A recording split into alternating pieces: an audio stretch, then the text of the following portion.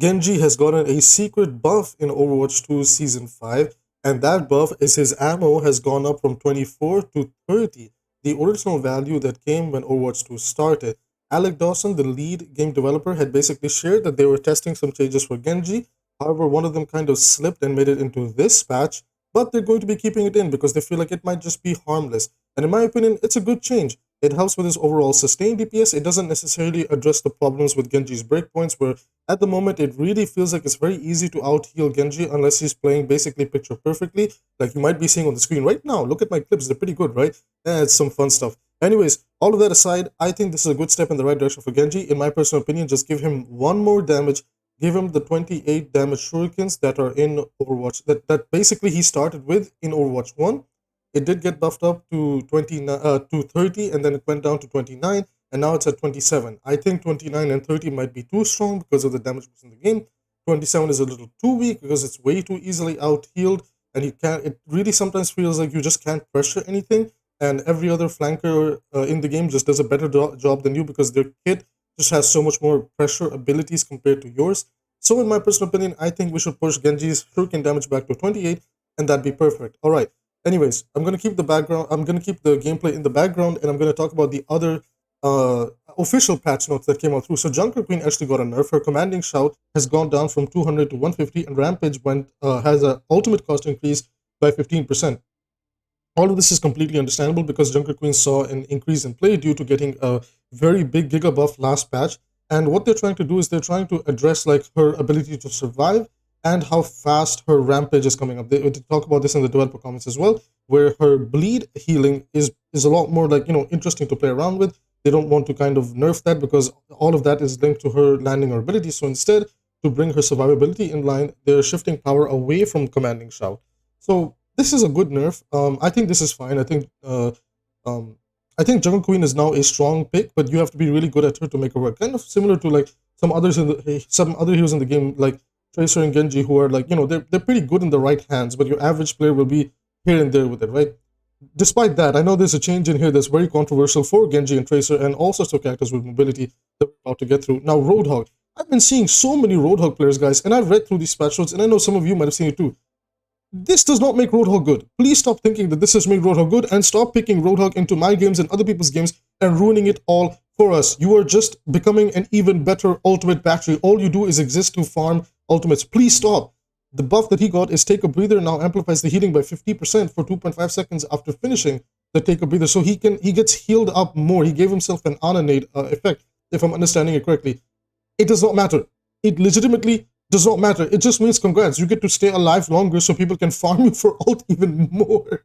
He sucks against everything, against every tank, against most of the DPS, and now with some supports getting some buffs and things like that, Roadhog is in a really bad spot. They generally need to rework him. He's just not good. It's either he's broken in 5v5, sorry, because he can one-shot everything, or he just doesn't have a purpose or niche. Literally, whatever Roadhog does, Junker Queen does better. Please, Blizzard, deal with Roadhog. Coming down to the damage roll, now we're going to save the most controversial changes for last. Oh, look at that. They actually slid Genji into the patch notes. That's actually hilarious. Hanzo and Widow got sniper nerfs, where in Hanzo's case, his max damage has been reduced from 125 to 120, and Sonic Arrow, there's an impact sound that now plays for enemies, and the visual effect is very quick, but now the enemies can see it too. Honestly, in my personal opinion, it doesn't necessarily address the problem that, one shot is happening more often than not. Like Hanzo's now like slightly weaker against like what May and Reaper, and against tanks. Like some breakpoints will occur where it'll be a bit weird, but Hanzo's still overall a really really good DPS pick, right? And in regards to Widow, I kind of want to get through the snipers first. She's got a fall off now, like from the 40 to sorry, over here it says the scope shot damage fall off min max range has been reduced from 70 to 100 to 40 to 60. This is very very this is to address like some very long sidelines, like basically Junkertown or Ilios Ruins, where Widows can just sit at the back of the map and snipe everybody, and nobody has the opportunity to even interact with the Widow. So this should help address those type of concerns, basically, right? Tracer's pulse pistols got a spread increase by 15%. The developer said that there was a bug that was making her max weapon spread smaller than intended. This is weird because like this is the first time we've ever heard of this thing, and if this has been a bug, but it's been there for God knows how long, shouldn't we just kind of leave it as is? Whatever. Regardless, let's see. Because honestly, even if they didn't mess with the pulse pistols, one of the DPS characters that got a buff is going to make Tracer's life a living hell. Reaper and Moira cannot use their Wraith or Fade forms in mobility locking effects like Mag Grenade, Steel Trap, Graviton Switch to help with the consistency, which is it's a nerf to them. Like I'm not going to lie, it's a nerf to both of them, and it just makes it extremely awkward. Anyways, now we're going to be coming down to the characters with the most controversial changes. It's May and Cassidy, and then we're going to talk about a character who got a handful of buffs, and that is Lifeweaver. So first of all, let's start with May. Let me find her listing over here. May says so the endothermic blaster damage has been reduced from 100 to 55. The primary fire slow is now always 40% and scales from 30 to 50%. Sorry, it's no longer 40%, but now it's 30 to 50%. And basically, the whole point of these changes to kind of like, not talk about the details and just talk about the gameplay aspect. You basically try to replicate the freeze effect that was in Overwatch 1, but the target doesn't necessarily freeze. They become like super slow. And the idea is that you freeze them, quote unquote freeze them, and then you shoot with your right click to confirm the kill at a headshot. That's what they're trying to bring back. Now, here's the funny thing that I'm going to say. This makes Tank's life a living hell, and in my personal opinion, it is actually a nerf to May. I've been playing against a lot of Mays this patch, and they feel so like unintimidating because before the damage value is what really helped, right? Now you're like, yeah, I'm slow, but I can still duel you and out duel you before you can even like land your icicle, right? So it's just like it's a very awkward change that they thought that hey, this would be good for the game, and May needed it, even though May was actually a very good DPS, if not one of the best ones, top 5 last season because of the brawl slash rush meta. So I don't know. In my opinion, this is a nerf for May. And if you disagree with that, that's completely fine. You can tell me in the comment sections why. But I play at like a GM level, and over there, like it's a very awkward change. Okay, we're gonna come down to Lifeweaver, and then we're going to go up to Cassidy. Okay, so Lifeweaver's petal ornaments have had their hitbox reduced by 10%.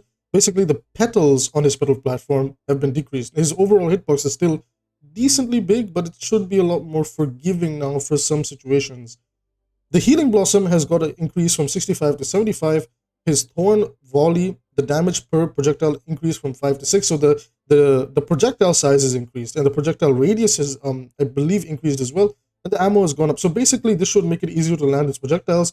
And the circle that they go in has been increased as well. So this helps with the consistency in his damage, which is a pretty good change. The pedal platform walk area has increased by 15%.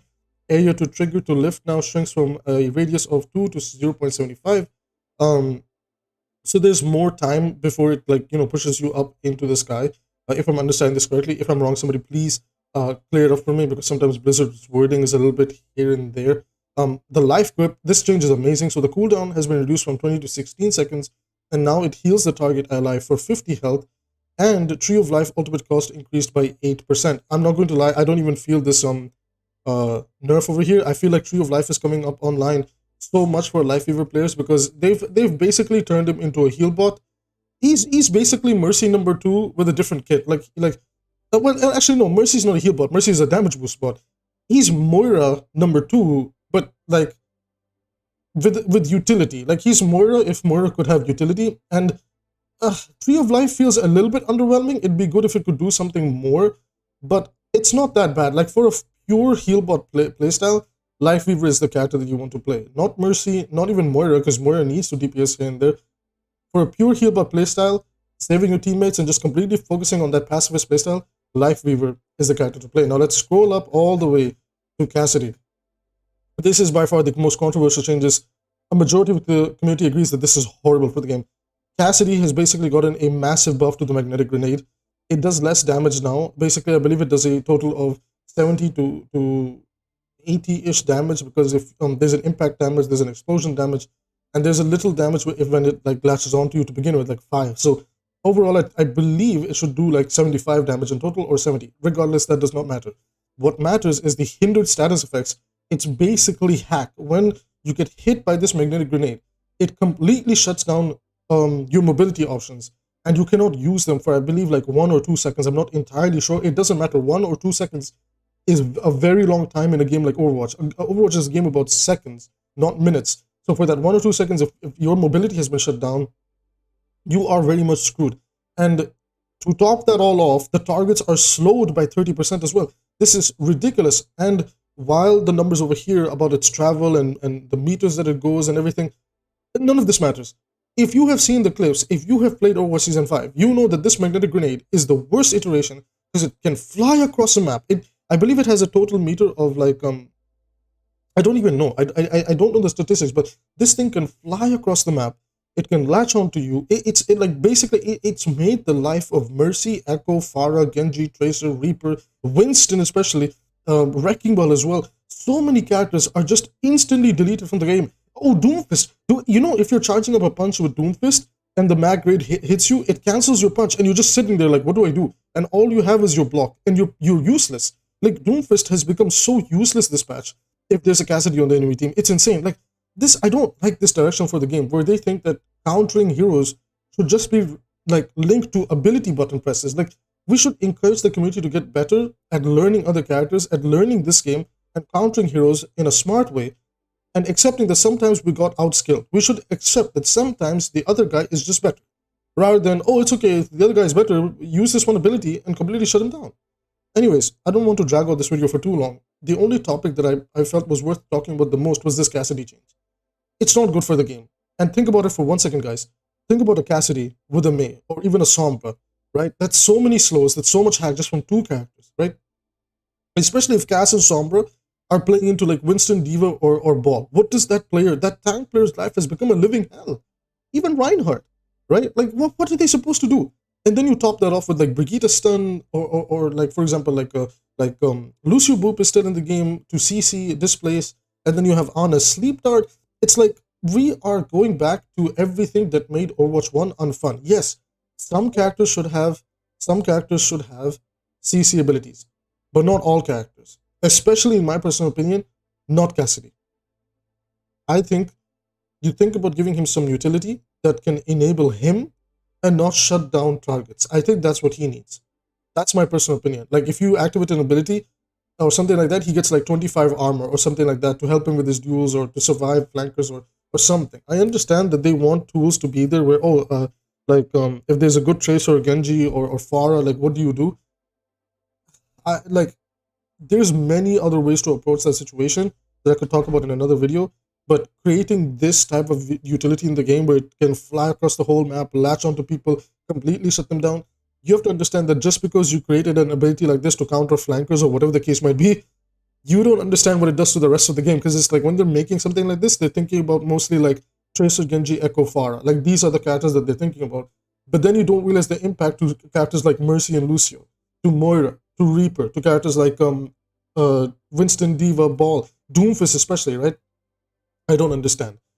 This Cassidy change is the worst change I've ever seen in Overwatch history. And there's been very controversial changes, but this, from a fundamental gameplay perspective, has me scared for the future of what the developers might put in the game or take out. I don't know. We will have to wait and see. But for now, that's it for this video. If you enjoyed, hit the like and subscribe button. I got more content coming in the coming few days and weeks. So I'll see you in the next one.